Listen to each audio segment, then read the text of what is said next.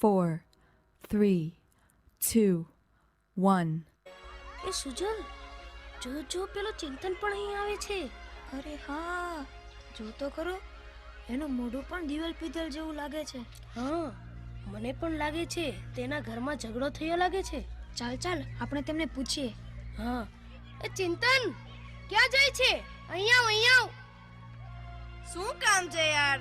અરે ચિંતન, તુંય અમારી જેમ રિસાઈને આવ્યો છે ને ઘરેથી? હા. કેમ, તને વળી શું થયું? બીજું શું થાય, ઘરમાં રહેવું ગમતું જ નથી ને. જ્યારે હોય ત્યારે પપ્પા વાતમાં ઉતારી પાડે છે, અને મમ્મી તો આખો દિવસ એમ જ કહ્યા કરે છે કે ગરમ ચીપીઓ ચંપાવી દઈશ. એક વેલણ પડી જશે એવી ધમકીઓ જ આપ્યા કરે છે. જોયું સુજલ, જોયું ને? હું નહોતો કહેતો? બધા મમ્મી પપ્પા ભગવાને આવા જ બનાવ્યા છે.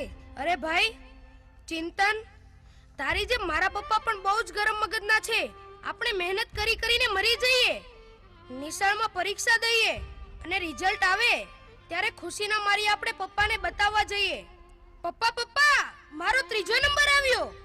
તો પપ્પા કે ડોબા, તારો પહેલો નંબર કેમ ના આવ્યો? ગાય ભેંસની જેમ ઘાસ ખાય છે, પણ તો કેમ નથી બરાબર? શું કહું, મને તો પપ્પા સાથે બોલવાનું જ નથી ગમતું. જ્યારે હોય ત્યારે બસ લડતા જ હોય.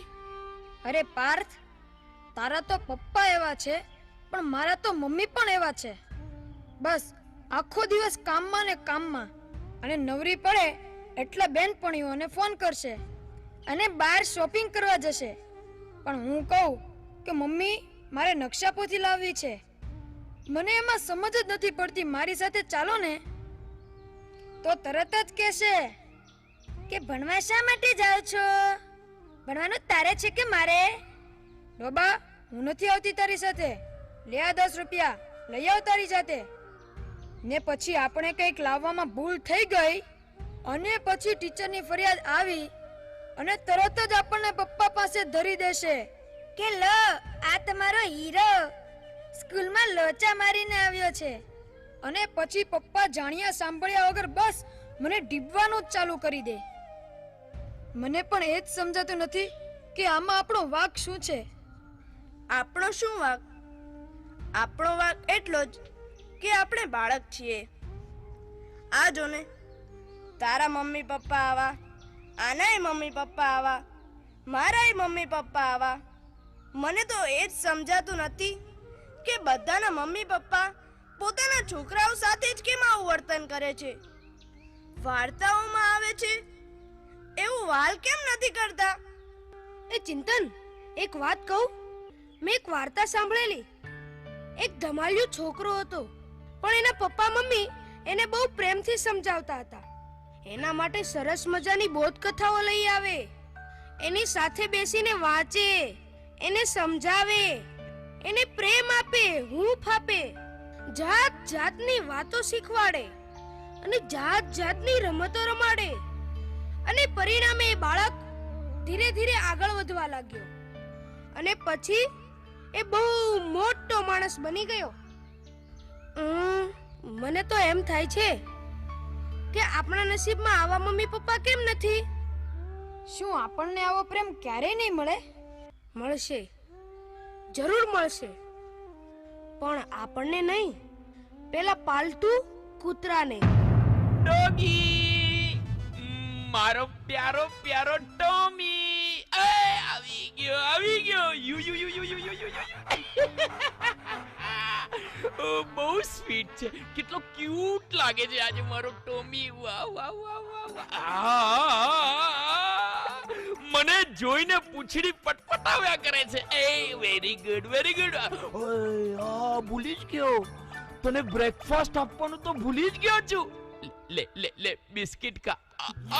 વાહ, કેવા પ્રેમથી બિસ્કિટ ખાય છે મારો ટોમી, મારો ડોગી.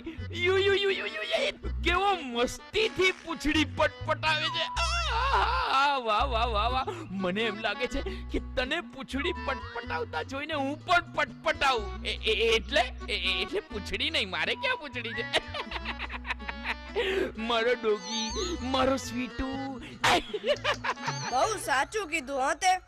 આ જોને કૂતરાને રમાડે, જમાડે, નવરાવે, ફરવા લઈ જાય. પણ દીકરાને ખખડાવી નાખે, મારે, ધમકાવે. અલા છોકરાઓ, શું કરો છો?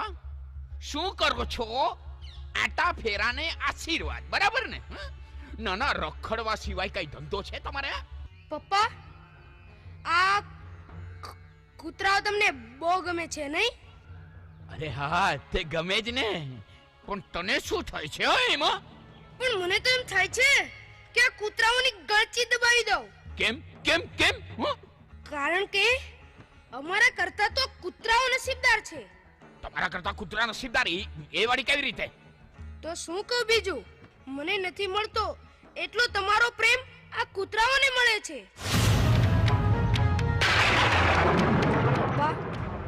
પપ્પા, અમે તમારા બાળકો આ કૂતરાથી પણ ગયા. અમે તમારા બાળકો આ કૂતરાથી પણ ગયા. પપ્પા, જવાબ આપો પપ્પા. કેમ કઈ બોલતા નથી? આ કૂતરાઓ જેટલો પણ હું તમને વાલો છું પપ્પા, કેમ કઈ બોલતા નથી? મોટા થઈને જો મારે પણ આવા જ પપ્પા થવાનું હોય તો મારે મોટા થવું જ નથી પપ્પા. મારે મોટા થવું જ નથી.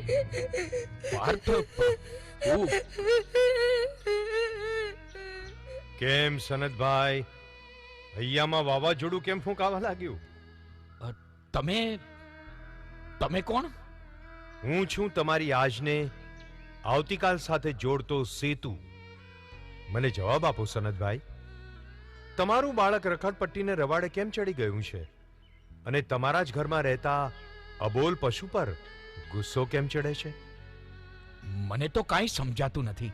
બાળકની સંવેદનશીલતાને જ્યાં ધક્કો પહોંચે છે ત્યાં તે જ ઘરમાં આવા જ પરિણામો જોવા મળે છે. સનતભાઈ, તમારા બાળક માટે તમે સમય નહીં કાઢો તો બીજું કોણ કાઢશે તે વિચાર કર્યો છે? બહુ વિચાર માંગી લે એવી વાત છે. હા, હસતો વળી વિચારો. પાર્થ કૂતરાને ઘરમાંથી હાંકી કાઢવાની વાત કરે છે. શા માટે? બાળકને મન માતા પિતા જ એનું વિશ્વ છે, સર્વસ્વ છે. જ્યારે એને પોતાનું સર્વસ્વ છીનવાઈ જતું લાગે ત્યારે એનું મન બગાવત પોકારે છે. આજે તમારા અને બાળક વચ્ચે જે નાની ગેપ પડી છે ને તે આગળ જતા ભારે ખમ ગેપ બની જશે.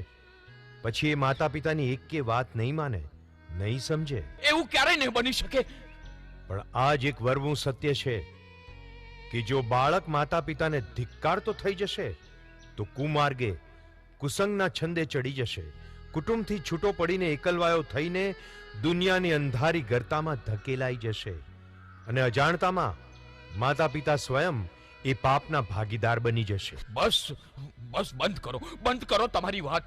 તો પછી પ્રતિજ્ઞા લો કે અમે બાળકને સમય આપીશું, પ્રોત્સાહન આપીશું, એની ઉપેક્ષા નહીં કરીએ, પણ એના અસ્તિત્વને પળે પળે વધાવીશું. એના માટે તો હું આજથી જ પ્રતિજ્ઞાબદ્ધ થાઉં છું. તો તમારું ભવિષ્ય ઉજ્જવળ જ બનશે, કારણ કે તમારી આજ સુધારે આવતીકાલ. જોરદાર તાળીઓ થઈ જાય નાટક માટે.